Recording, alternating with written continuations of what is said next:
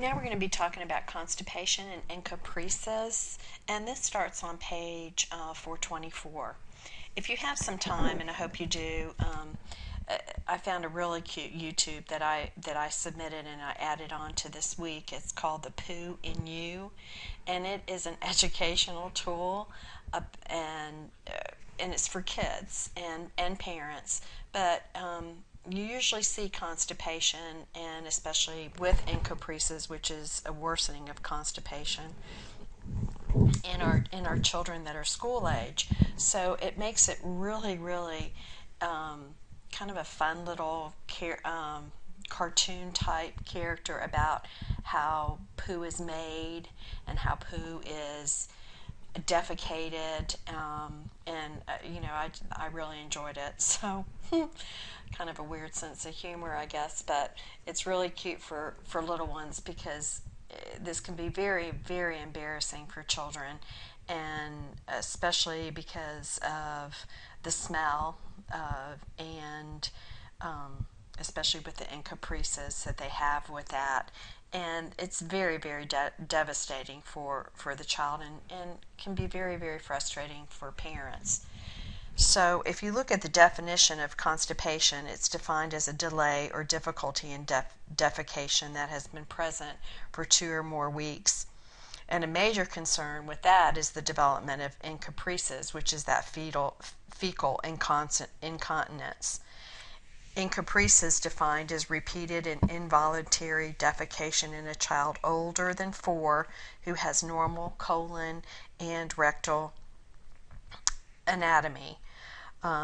Usually the child with encopresis will report that soiling occurs without any warning. They'll have, the mama may notice what they call skid marks on their little underwear. Often the child, as I said before, will feel ashamed or embarrassed, and they may try to avoid these situations because they don't really understand what's going on with them. So, as I said, it generally affects a child from 3 to 7, more often boys than girls.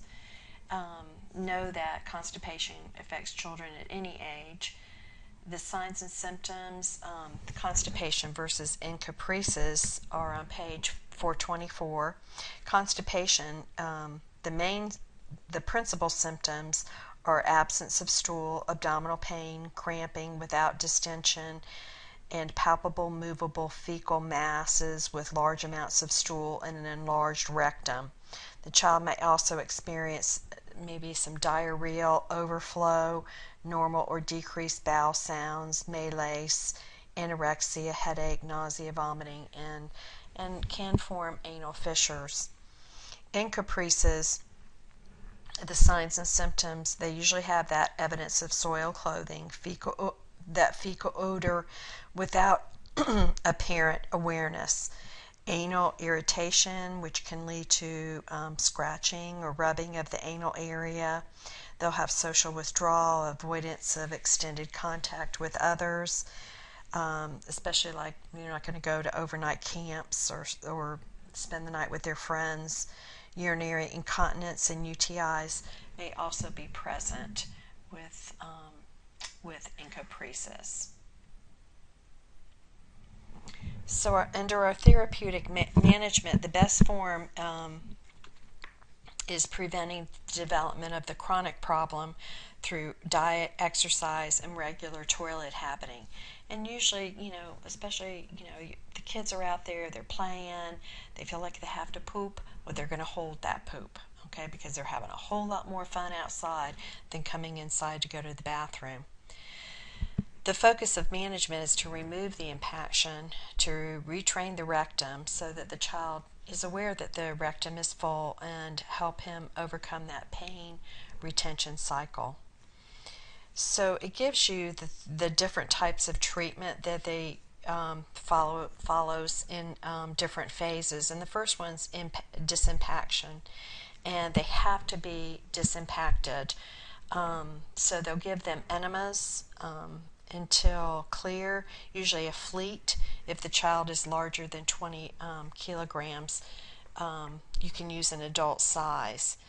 The thing you have to watch out for is hypernatremia or hyperphosphatemia, which could result from the use of repeated fleet enemas. We also can use a stool softener or a laxative, including mineral oil, lactulose, magnesium hydroxide, glycolax,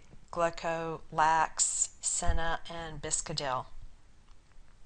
So after we've impact them, and that's real critical for successive management, we'll do extensive discussion with the child and family, which this little YouTube would be great for, about the causes and how the child feels, social consequences, any embarrassment, anything like that. Then we'll do a maintenance where we use mineral oil twice a day, especially with a low risk of vomiting or aspiration, because mineral oil can lead to, it's called a hydrocarbon pneumonia. So we want to make sure that we give it to children that have a low risk of vomiting or aspiration.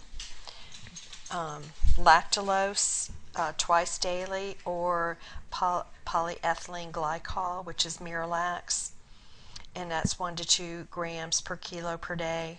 Our dietary changes: we want to limit milk intake, increase water and fiber, and increase any kind of foods with residue. We want to change the retention habit. We want to have the child sit on the commode for 5 to 10 minutes, approximately 20 to 30 minutes after meals. A behavioral chart with positive rewards is very, very helpful. Avoid any negative reinforcement. Use biofeedback, a potentially useful tool to reteach the feeling of that rectal fullness. Increasing physical exercise, relaxation activities, and the use of stress reduction approaches to decrease anxiety is important. The goal basically is to have the child pass 2 or 3 soft stools per day without pain within the first month following treatment.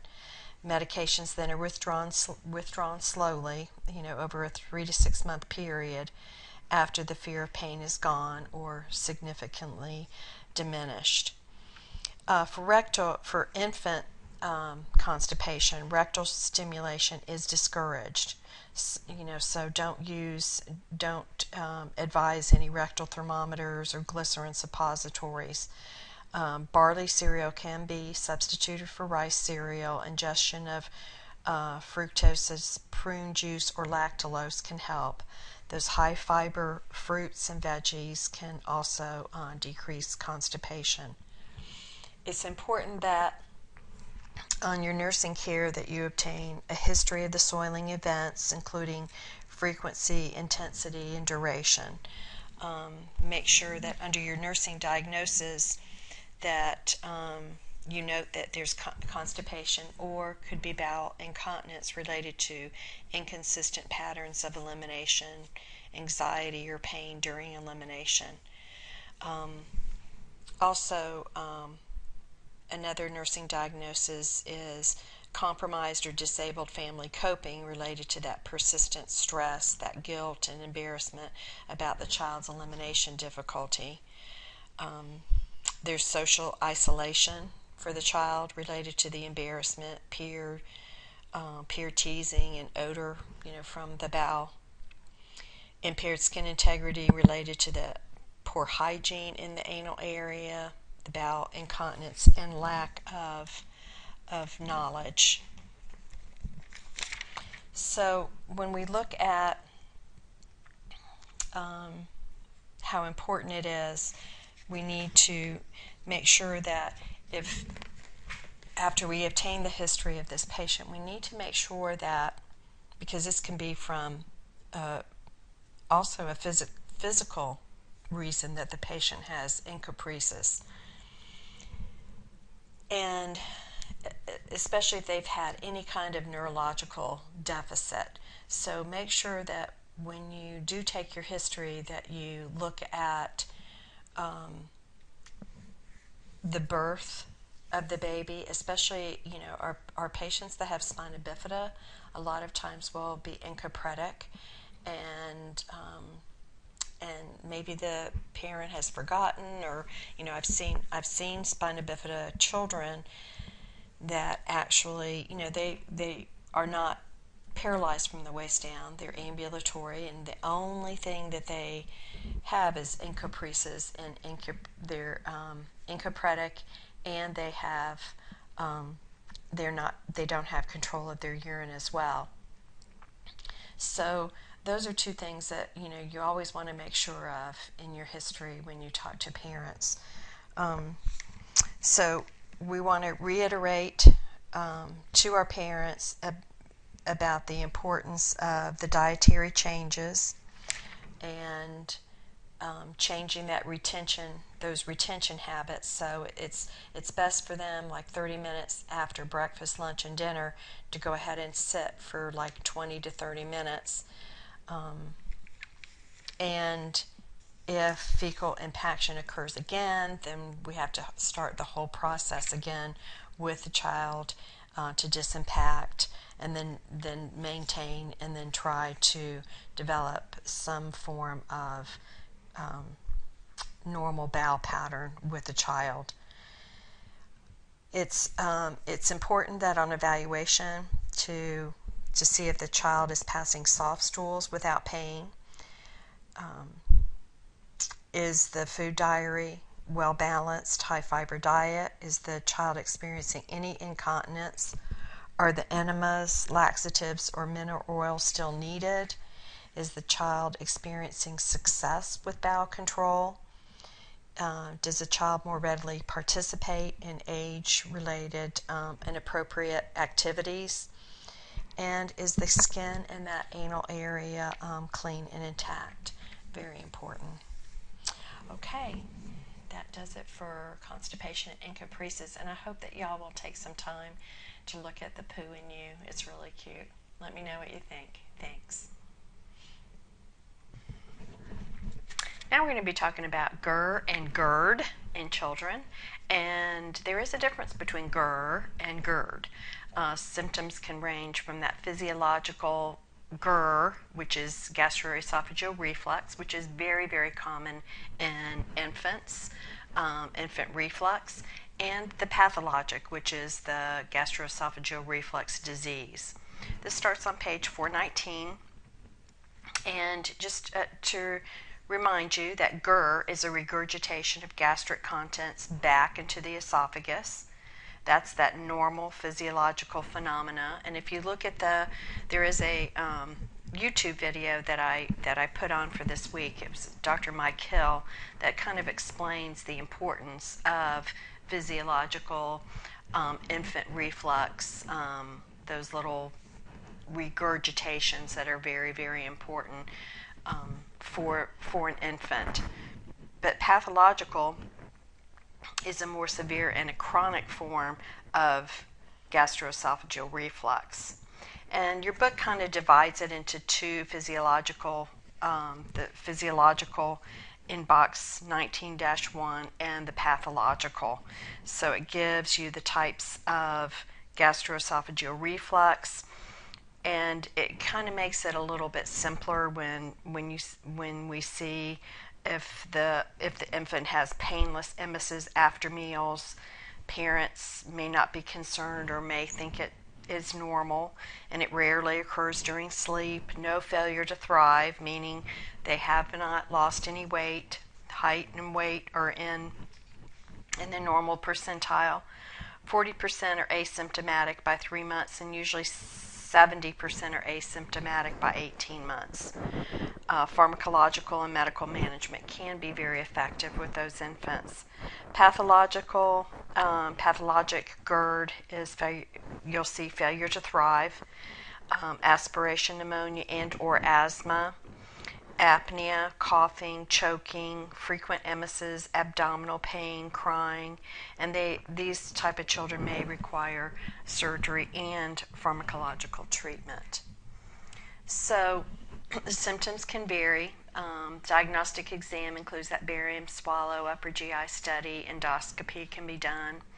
Management is usually dietary alterations, and meaning that first of all, we'll try to get smaller, more frequent meals, and then see if that doesn't help. Maybe some positional changes right after the child eats. Make sure that the child is in an upright position for at least 30 minutes.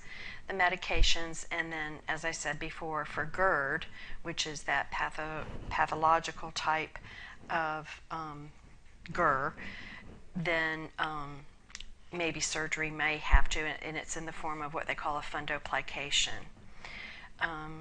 Thickened, they also on their diet, they sometimes will give those pre-digested formulas such as Nutramigen or Progestamil, those frequent small feedings that I talked about, and that frequent burping, and sometimes they even thicken with rice cereal the feedings. So that has helped some. Positioning is supine. Your book kind of goes over the relationship of sleep apnea, and we're always supposed to put them on their back to bed, as you remember. With these infants, though, it's okay if you put them prone, especially if they're awake. But if they're not awake, then you put them on their back, or leave them as far upright as you can after eating. The medications, the antacids, are used for symptom relief. The H2 receptor antagonists, cimetidine, ranitidine, to decrease the acid secretion. Mucosal protectors such as your sucralfate, which is your Carafate, for barrier protection. Your PPIs, omeprazole, and that's to suppress gastric acid secretion.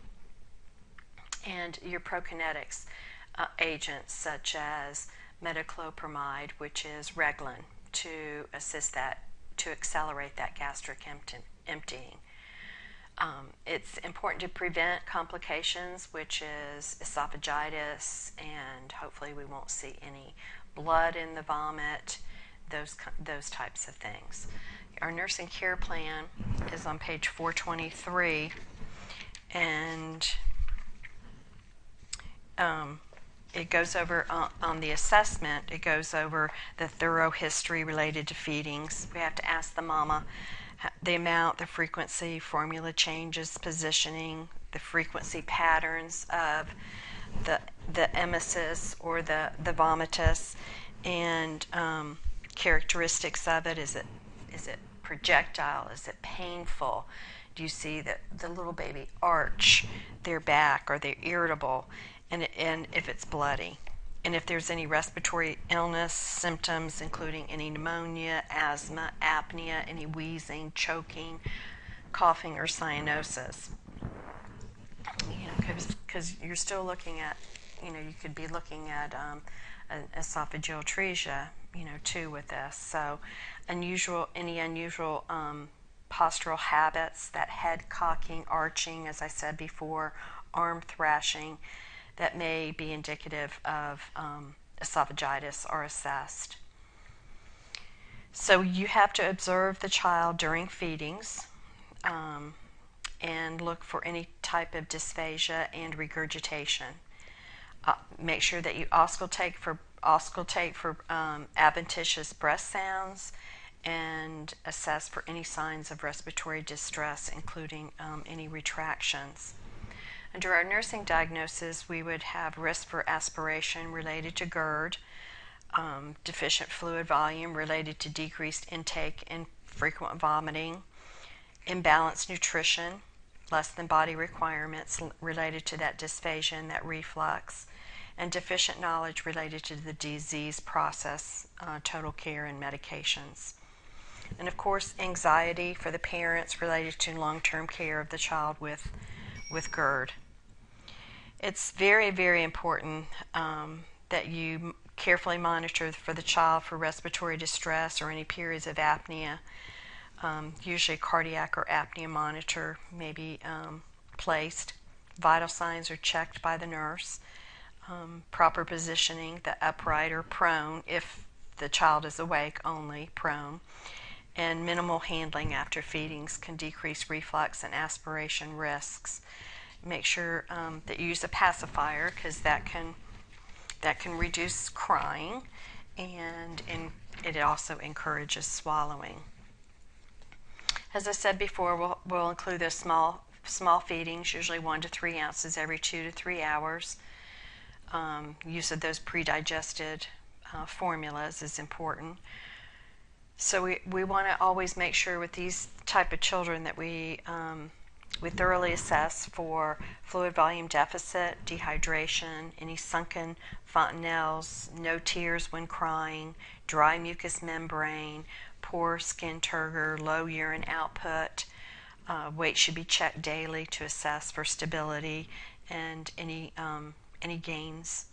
The weight, length, and head circumference are periodically measured, and they're plotted, of course, on the growth chart, because we need to monitor that nutritional status and growth.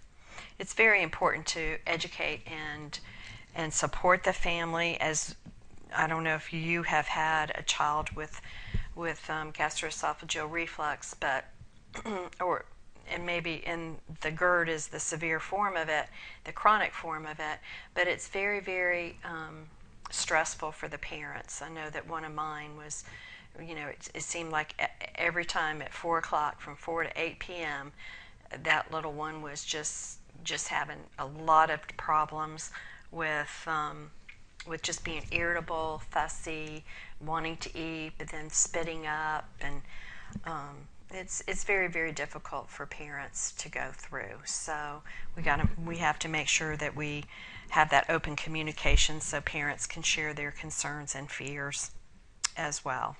So on evaluation, we want to make sure that infant's airway is patent. We want to make sure that infant can swallow without any respiratory distress. And can the infant retain feedings with regurg, with regurg of less than 10 mLs? Is the infant adequately hydrated? Is he growing? Is the child receiving the medications at the correct time, the correct dose? Can the parents explain GERD to you and the reason for positioning in those dietary modifications? Are the parents using correct feeding techniques? Have the parents demonstrate the ability to provide care for their infant, especially before they go home if they've been hospitalized? And have the parent express their concerns and fears and feelings related to caring, for their infant? And do they have adequate support and demonstrate effective coping strategies? Those are all real important. Now we're going to be talking about esophageal atresia with tracheoesophageal fistula.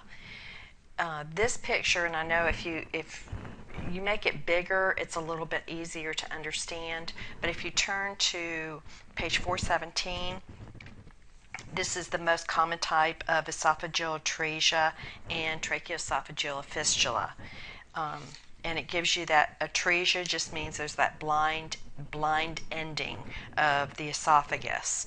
So as you can imagine, all the secretions, the baby drinks, and all those secretions will then be thrown up, or the baby won't be able to drink and digest any foods. So we have feeding, which causes that regurg, coughing, constant flow of saliva, gastric distension. Especially the gastric distension comes in when you have that opening between the trachea and the fistula, because taking in a breath, the air will go down into the stomach, as well as some of it will go into the lungs as well. So these are congenital malformations in which that esophagus terminates before it reaches the stomach. Or they can have a fistula, which is an abnormal opening, is present that forms an unnatural connection between the esophagus and the trachea itself.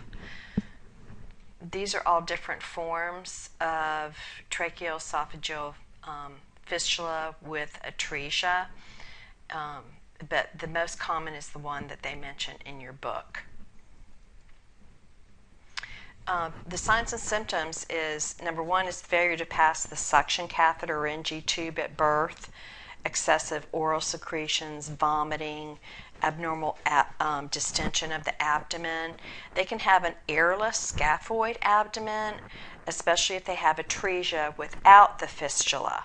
So remember, the fistula causes air to go into the abdomen, whereas if they don't have a fistula, then they'll have a very flat scaphoid abdomen.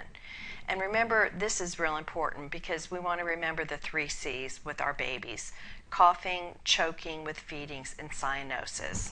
Those are the 3 important things that you will see with these little kiddos.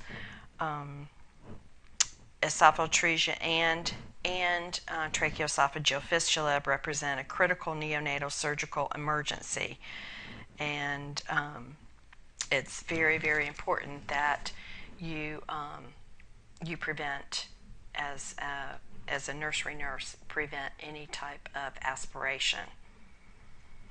So on our diagnostic assessment, if the mother has had any history of maternal polyhydramnios, that is a very significant prenatal clue. If TEF is suspected prenatally, the diagnosis can be made at the ideal time, and that's in the delivery room itself. Atresia should be suspected if an NG tube cannot be passed 10 to 11 centimeters beyond the gum line.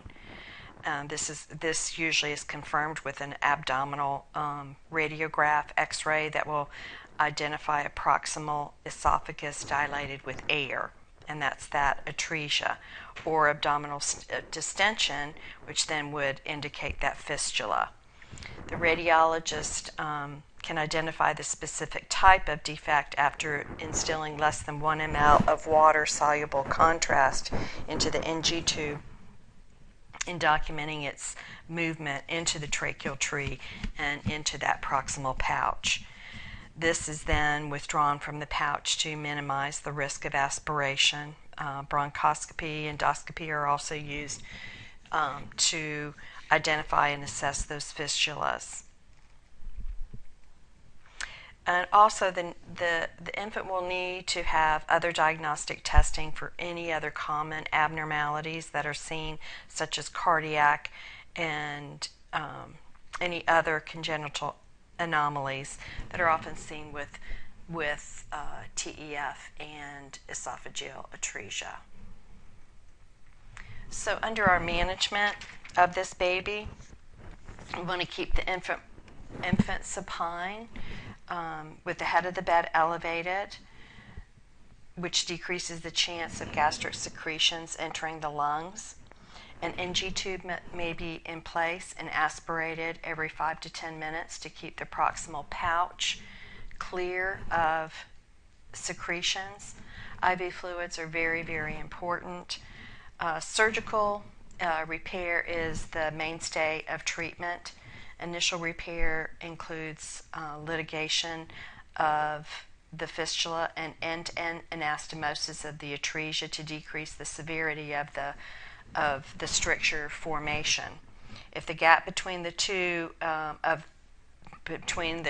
parts of the esophagus is too large, then the primary anastomosis may not be possible. So what they'll do is they may have to have a stage repair, and they may have to put in a G-tube and a cervical esophagostomy are placed. So later, anastomosis, colon, they use the colon for part of the esophagus later, and dilation can be expected. Evaluation and treatment of esophageal motility dysfunction, GERD, strictures, bronchitis, and pneumonia may occur, of course, as the child gets older.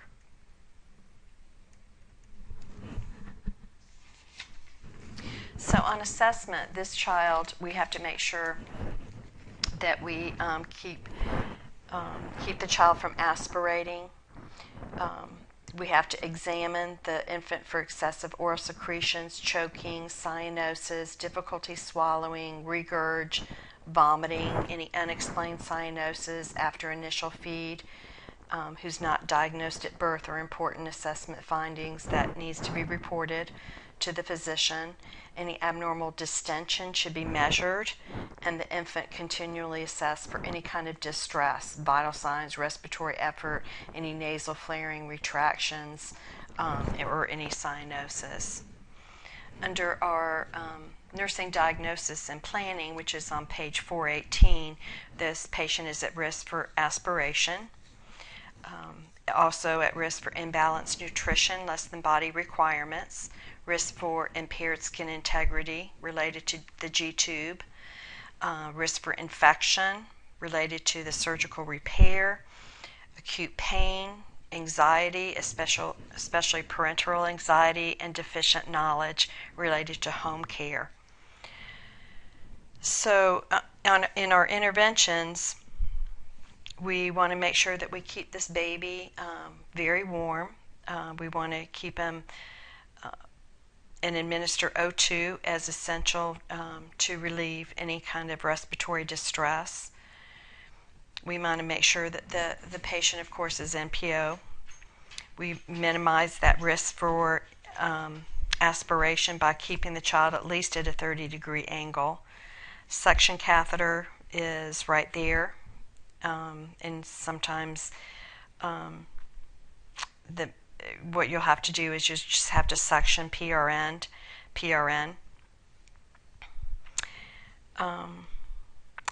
It's important to keep in mind that even after surgery, that these children are prone to gastroesophageal reflux.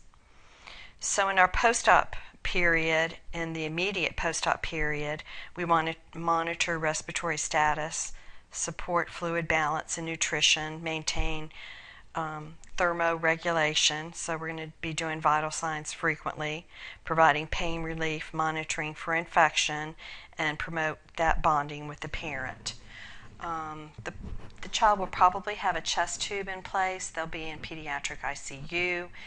You have to keep patency of that must be monitored. Suction is monitored. Output, of course, is monitored. Respiratory rate, presence of any abnormal breath sounds should be documented. We have to maintain temperature, IV fluids, antibiotics, parenteral nutrition may be ordered as well. We have to maintain the IV line, INO, assess for any signs of fluid electrolyte imbalance. Of course, daily weights, measurement of head circumference can aid in assessing growth. Pain medications must be administered as needed. We want to make sure that, especially in the immediate post-op period, if they have a G-tube, gastrostomy tube, that is usually left open to drainage in order to allow any gastric contents and air to escape, which promotes that comfort and decreases risk of pressure at the anastomosis site. Pacifier usually is needed for sucking, and they'll use different, you see a picture on page, which is figure 19-3 on page 418. It gives you kind of a picture of what this patient may look like when he comes back from surgery, but there's a skin level G-tube button, which is a McKee, and that's usually what they use in these little infants. Home care, they should be taught the techniques of G-tube feeding, and the home care is on page 419, patient-centered teaching. They make sure that for a new gastrostomy, clean the site daily with soap and water, and if crusty, they can use that half-strength peroxide to clean it, usually with some normal saline, and apply any kind of antibacterial ointment if indicated. They need to gently rotate or turn the tube every day. After 1 to 2 weeks, tub baths may be used to clean the site. Stoma adhesive protective powder can be used to decrease the moisture.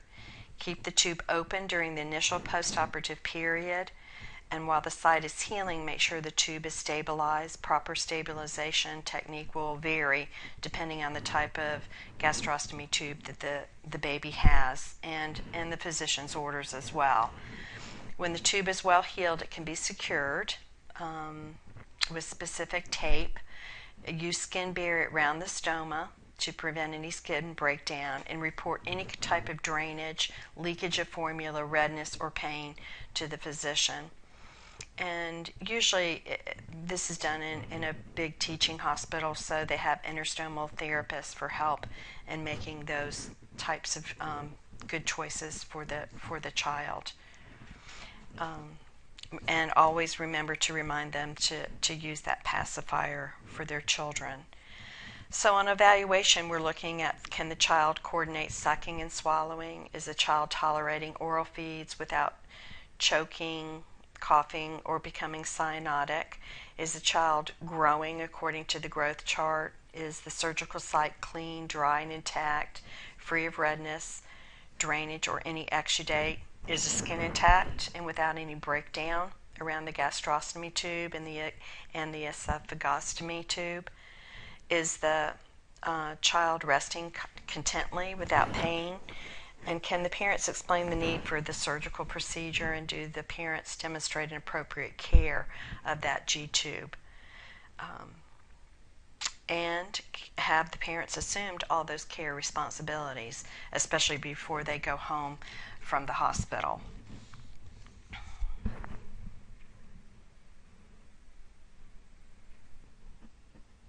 I'm going to start talking about the child with a GI alteration. And the first one that we're going to be talking about is cleft lip and palate. And cleft lip, cleft palate, and cleft lip and palate together are separate anomalies that are closely related in the etiology, the pathophysiology, and the nursing care. And these distinct problems are all abnormal openings in the lip or in the palate. The defects may occur unilaterally on either side or bilaterally, and are the most common congenital craniofacial deformity. This is in your PEDS book. It's chapter 19. You'll see another picture on page 413 of a little baby with a cleft lip and palate before, and then you'll see the little guy afterwards. He looks really cute. He's a little shy guy. Cleft lip is that notched, can never say this word right, vermilion border cleft that involve the alveolar ridge and the dental anomalies. Cleft palate includes the nasal distortion, midline or bilateral cleft with variable extension from the uvula, soft and hard palates, and exposed nasal cavity. And the first sign may be in the infant, may be formula that's coming from the nose. The diagnostic is based on observation at birth, and complete exam is included in that neonatal period, which is very, very important. A gloved finger is usually placed by the physician in the mouth or by the nurse as well when the child is still in infancy, and looked to feel that defect of the palate, or they can use a visual exam using a flashlight to confirm the diagnoses. Assessment is done. We assess the infant's ability to suck, swallow, breathe without distress, and usually they should be able to handle those normal secretions. Assess and record the parent's reactions as well as the interaction with the neonate. Provide information about the causes of the defect, and encourage bonding through that touching and holding and examining their newborn.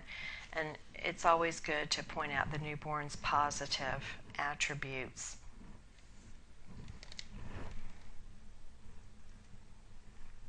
On our interventions, we want to describe basically our therapeutic management is based on the severity of the defect. And the first intervention involves modifying feeding techniques as needed to allow adequate growth. So we have use of special feeding techniques, obturators, unique nipples, and feeders can usually accomplish this goal and allow early discharge home with the parents. Figure 19-1 gives you an example of one of the types of special feeding techniques. Is this bottle compresses.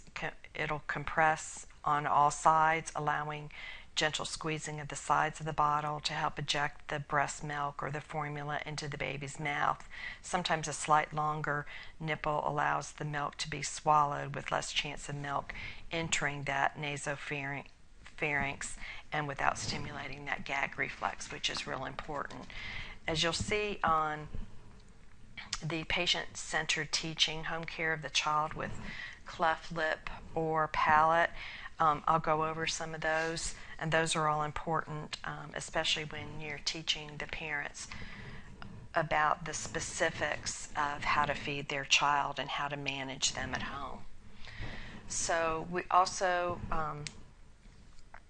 we want to make sure that we modify those feeding techniques. We provide alternative assistive feeding devices, hold the infant in a more upright position, burp that infant more frequently, write down feeding program for the parents to use at home, and we'll go over that in a few minutes. Provide emotional support and positive reinforcement to the parents, keep and record child's growth, and it really takes a team to take care of these types of patients. So you'll be looking at the nurses, the geneticists, psychologists, psychiatrists, ears, nose, and throat specialists, audiologists, OT, PT, usually OT, not PT, OT, and speech therapists.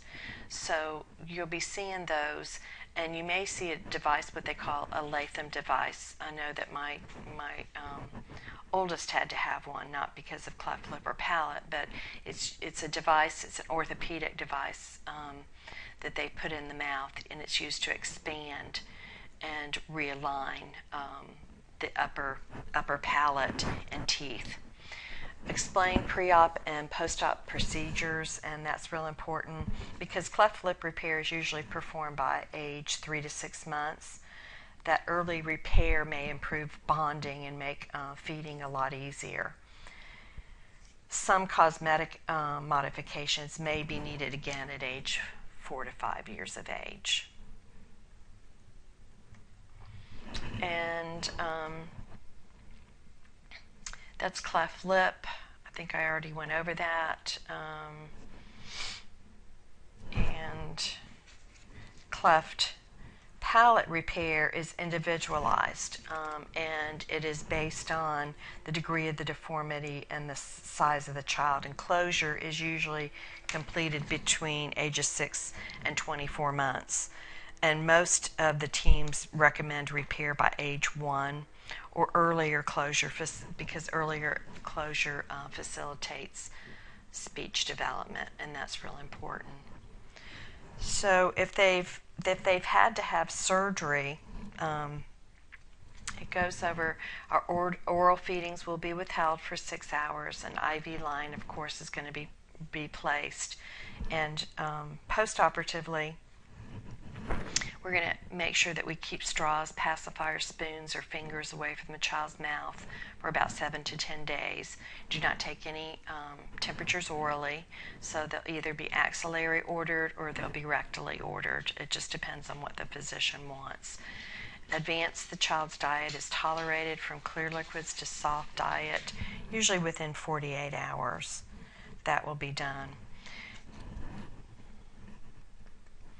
Our nursing diagnoses for children with cleft lip and palate is alteration in nutrition, less than body requirements related to the inability to suck.